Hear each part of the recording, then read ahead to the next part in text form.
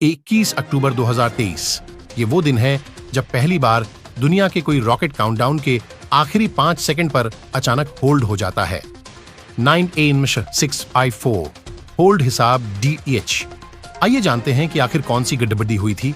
इसरो के साइंटिस्ट और engineers Gaganyaan mission के एस्केप सिस्टम को जांच करने के लिए पहला टेस्ट व्हीकल एबोर्ड मिशन की लॉन्चिंग की सारी तैयारियां करके श्रीहरिकोटा, आंध्र प्रदेश के सतीश धवन स्पेस सेंटर के सिंगल स्टेज लिक्विड रॉकेट के ऊपर है। क्रू मॉड्यूल और इसके सिस्टम को फिट करते हैं। इसको शॉर्ट में CS कहा जाता है। 21 अक्टूबर शनिवार को सुबह 8 बजे इसकी लॉन्च का समय निर्धारित किया जाता है, लेकिन जब शनिवार की सुबह हुई तो बारिश होने लगी है। ये समय को रिस्केड्यूल करके लॉन्चिंग का टाइम सुबह 8 पर यातलन कर दिया गया।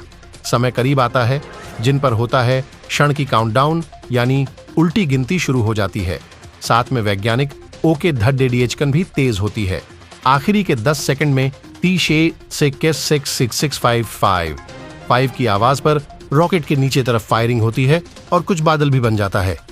इससे पहले कि आगे की गिनती गिना जाए, बैगनी के ऑनबोर्ड कंप्यूटर एक एरर को डिटेक्ट करता है और लॉन्च को रोक देता है और स्क्रीन पर रेड कलर में काट डाउन के शुरू में हॉल वार्ड बिलिंग करने लगता है, जिसका मतलब था कि रॉकेट का इंजन स्टार्ट नहीं हुआ है।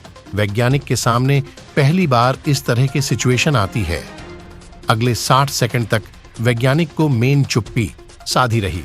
मालूम तो हो गया था कि इंजन स्टार्ट नहीं हुआ, लेकिन क्यों स्टार्ट नहीं हुआ था ये मालूम नहीं था। इसके बाद या सोमनाथ इस रोग के चीफ कहते हैं कि आज हम व्हीकल को लॉन्च नहीं कर पाए। सबसे पहले तो मौसम की वजह से टाइम बदलना पड़ था और अब इंजन चालू नहीं हुआ। हमने इंजन को चालू करने की कमांड दी थी, लेकिन इंजन स्टार्ट नहीं हुआ।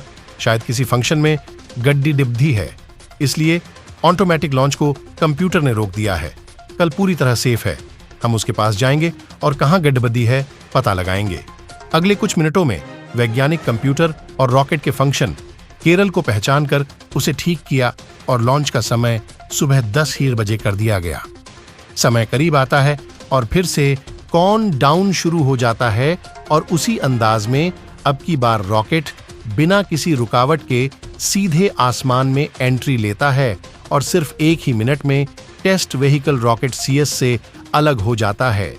लेकिन कुछ सेकंड में दोबारा CS जमीन की तरफ लौटने लगता है और फिर पैराशूट खोलकर नीचे बंगाल की खाड़ी में गिर जाता है और इस तरह टेस्ट पूरी तरह सक्सेस हो जाता है।